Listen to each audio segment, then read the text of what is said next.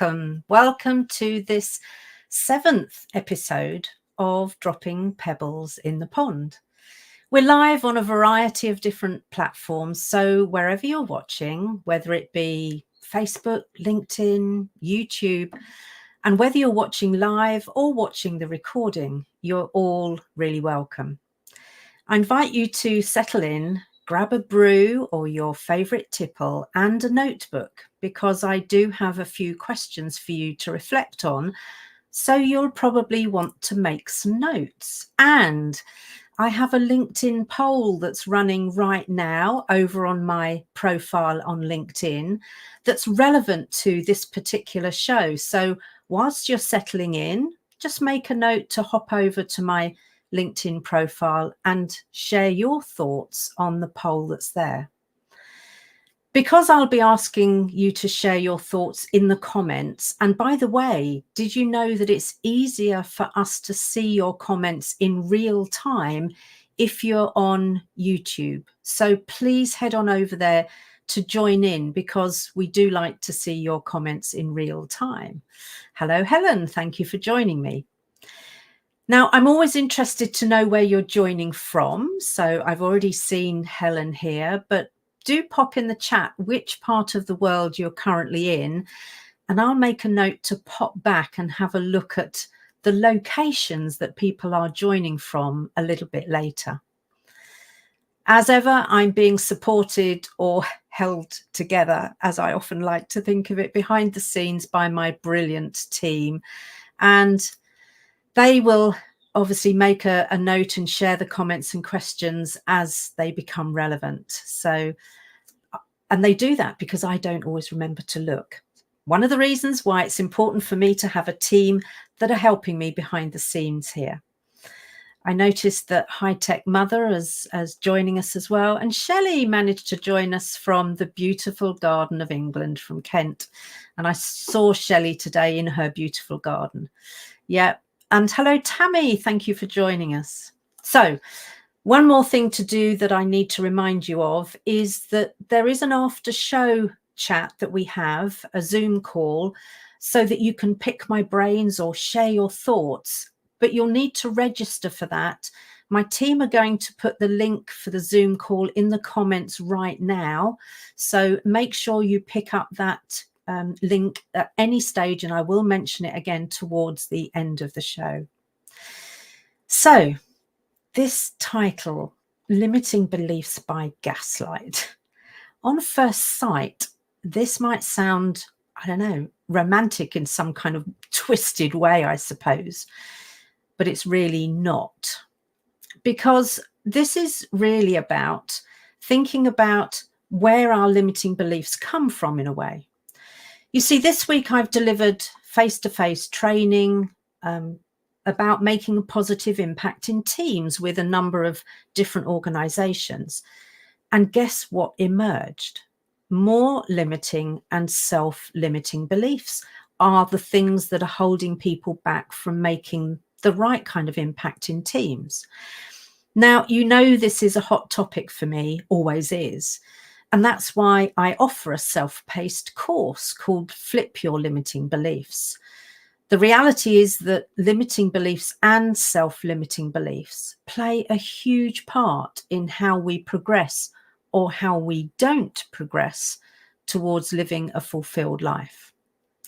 And the thing about limiting beliefs is that new ones can emerge at almost any time, as I've said on previous occasions, and dealing with them is not a once and done affair. So I'm looking at the topic of limiting beliefs through a different lens this time. And it's a natural follow-on from my recent focus of dream crushers that we talked about a few weeks ago. Before I go much further, please drop a yes in the comments if you've caught up on that topic of dream crushers, because if you haven't, I'm going to encourage you to go back and have a look at that. So I'm going to be open with you here. I'm not entirely sure that gaslighting is quite the right term. And I'll say a bit more about that in a moment. But the concept I'm trying to explore here is when someone kind of force feeds you a limiting belief, even if it's subtle, until you actually believe what it is they're force feeding you. Now, in a traditional sense, of course, gaslighting is when someone deliberately tries to undermine you and your own assessment of yourself. It's a form of manipulation that has you question your judgment. And it's far more common than we realize. And it can be inflicted on us by co-workers, bosses, potential bosses, even those who supposedly love us. And I will say a little bit more about that later on. So maybe a better term might be imposed or insinuated or even inflicted limiting beliefs. But the effect is going to be the same. We eventually believe things about the world and about ourselves that are not a true reflection of our own beliefs. And if anybody else is particularly clever with the way they're insinuating those beliefs, we may even lose touch with what we believe in the first place. Again, I'm interested to see if this is ringing bells with anyone. So, yeah, please do pop your comments, or yeah, Shelley's saying yes, and I'm sure a few other people will be saying yes as well. Yeah, Sebastian's saying yes.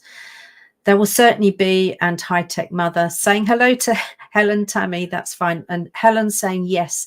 So this topic around limiting beliefs that are somehow imposed on us by these clever manipulators is something we're quite familiar with. Because politicians are trained on how to do this. Bad managers seem to have a natural gift for it. And toxic family members and partners thrive on this and somehow see it as their right.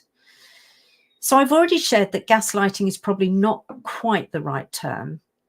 And I'm going to share a few clues as to why I chose that term in the first place. And I'll start that by giving a more formal definition, I suppose, of gaslighting. Healthline defined gaslighting as a form of emotional abuse and manipulation. And so therefore we're on the same page so far in terms of I suppose the concept I'm trying to get across. Gaslighting happens when an abuser or a bully makes you question your beliefs and or your perception of reality. Clue number one as to why I chose that phrase. The effect of gaslighting sows self-doubt in your mind and encourages you to question your own judgment. Clue number two.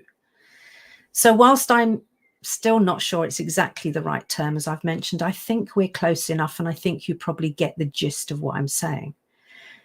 I am, however, left with a big question, though. Is the act of gaslighting, as I'm referring to it here, intentional or not? Does the gaslighter know what they're doing? And again, I'm interested to hear your views as I'm talking through this. Maybe share your views around that. In traditional gaslighting, of course, the answer is always yes. But is that also true here? Comment just came up from High Tech Mother there that was saying her mother was the #1 gaslighter. And then she made me my own gaslighter. Thank you for sharing that. That's a perfect example of what we're talking about here. So following on from that dream crushers topic, I do believe that some people may gaslight thinking that they're protecting us, and they may gaslight and impose these beliefs on us thinking they're protecting us. And we have to remember that their underlying intention is manipulation. Some people are going to do it because they can't help but try to control other people. It's almost a pathological need. This might be someone who has a cluster B personality disorder, sometimes known as the relationship destroyers, where manipulation is a way of life. Hands up all of those who've been subjected to that. I imagine there'll be a few hands or yeses coming into the comments in that.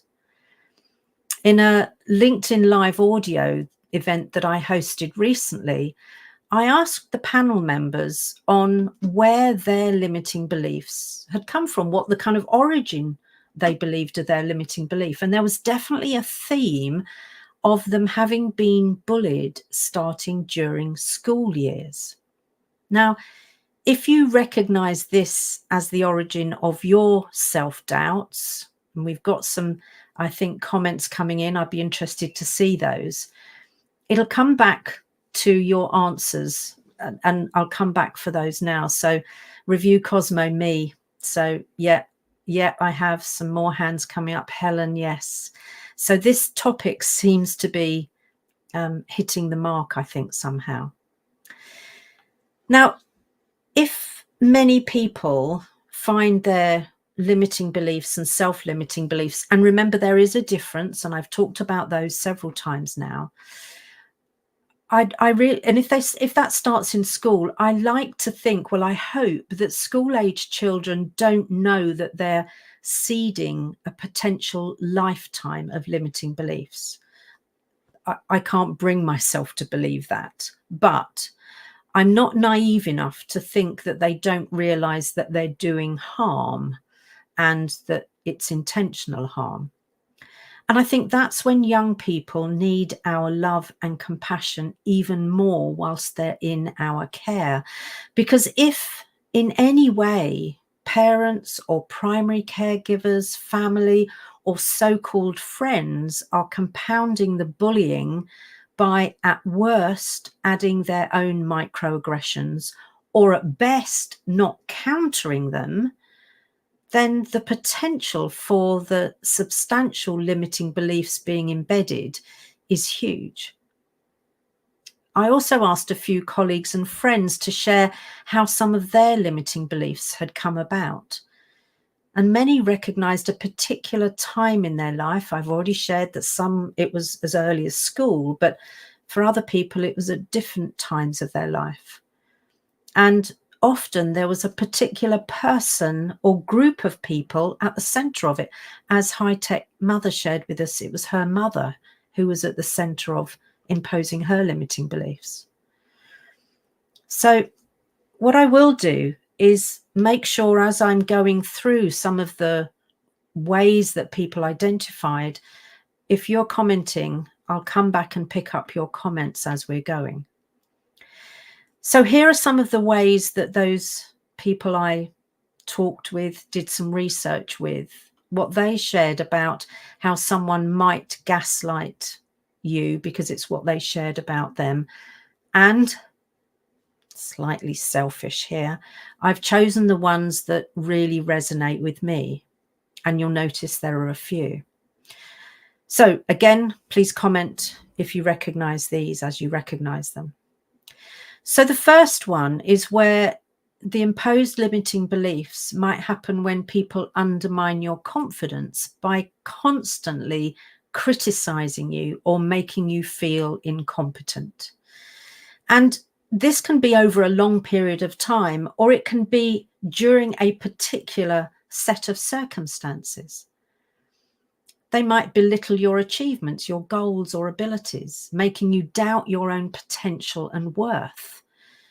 This can be achieved by those who supposedly love us and by total strangers. And the impact here may be that self-limiting beliefs about what goals you set for yourself or what aspirations you dream of. I remember being told on numerous occasions, don't put yourself down, when what I thought I was doing was asking some searching questions of myself and my abilities. Here's the irony. Having been told that often enough, I began to believe that I was indeed putting myself down. So I stopped that self-inquiry. If we've got a comment coming in around that, I would love to see it, because I think that's a really important point. So the review Cosmos saying, for a long time, my bully posed as my well-wisher. It was extremely confusing, and that's not the first time I've heard that. So thank you for sharing it, and please recognize that you now don't have to take that on. And Helen's saying, yeah, mainly my birth family. This is tragic, isn't it, when we think it's those who are so close to us who think they're trying to protect us but are actually really doing some damage. Some people, Tammy is saying, in trying to convince themselves and others that some action was okay. Yeah, it's really not great. So the next example that people shared with me is that it may also happen when people deny the validity of your emotions. And this is what I and other people found.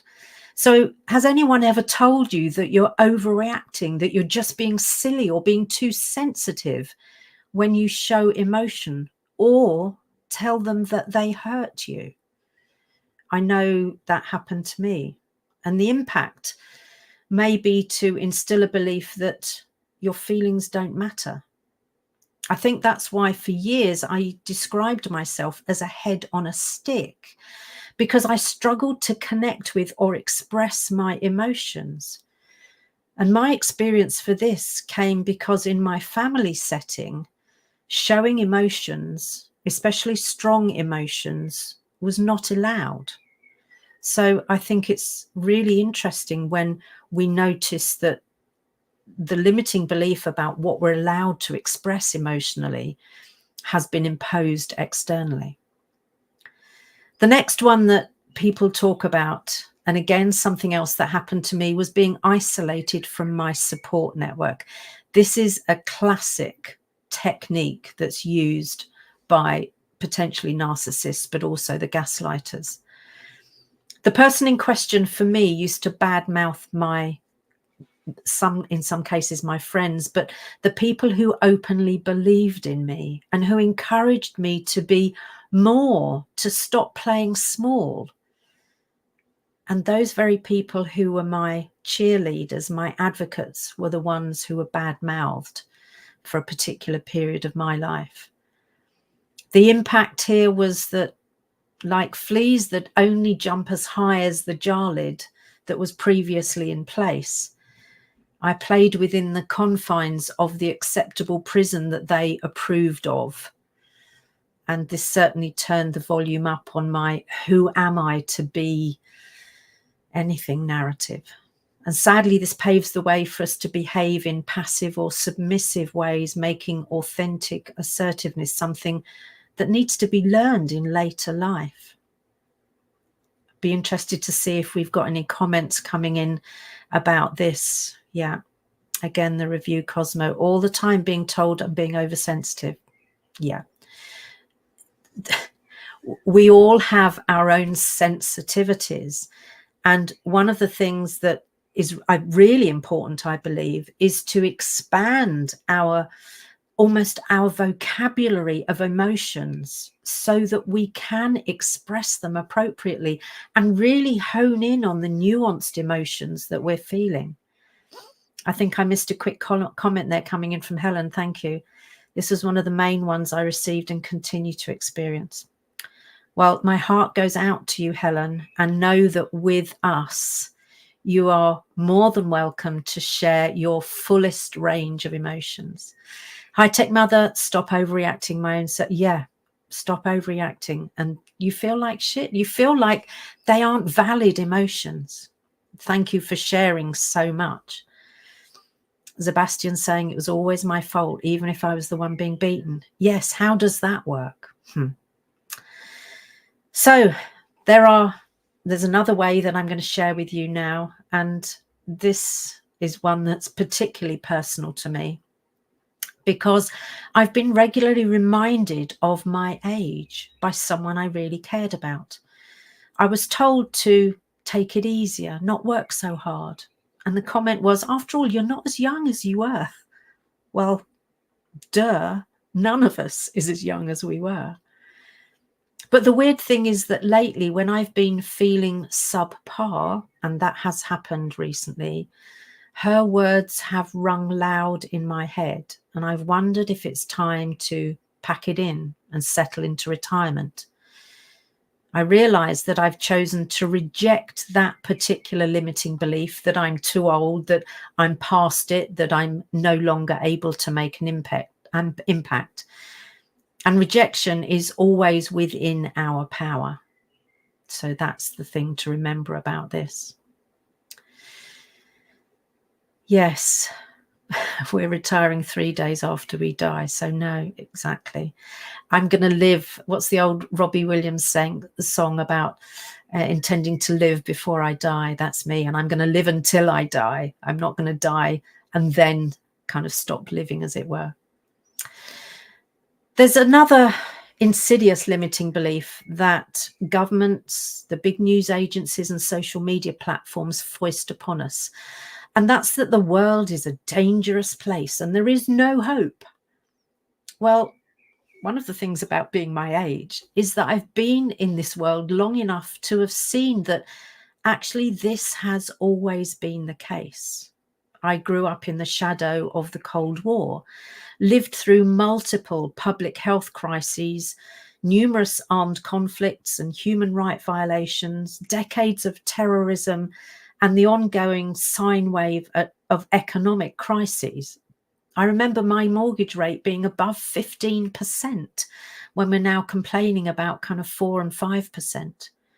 And all of these might have thrown me into the pit of despair, asking myself, what's the point? Well, there is every point.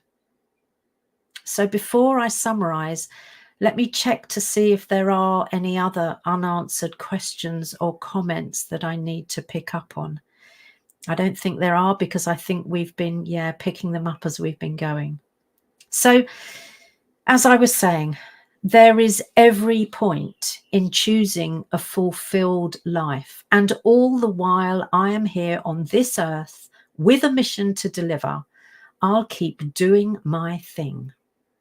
And if you're still trying to figure out your thing or your next step, remember to book a synergy call with me so that your natural light doesn't get dimmed by the gaslighting. August, I'm just reading your comment. And I'm emotional reading that comment because I know how important that healing is for all of us. So rather than succumb to the prevalent hopeless narrative, I can choose to make my mark, to leave my legacy in people and do whatever I can. Becoming immobilized seems to be what the powers that be want. Well, not this quietly gutsy introvert. I'm not going quietly. If I only have this one life, and we don't know that's true, I am going to live it as fully as I am able, to walk gently on this earth and leave footprints that show a better way for others to follow. So are you ready for today's pebble?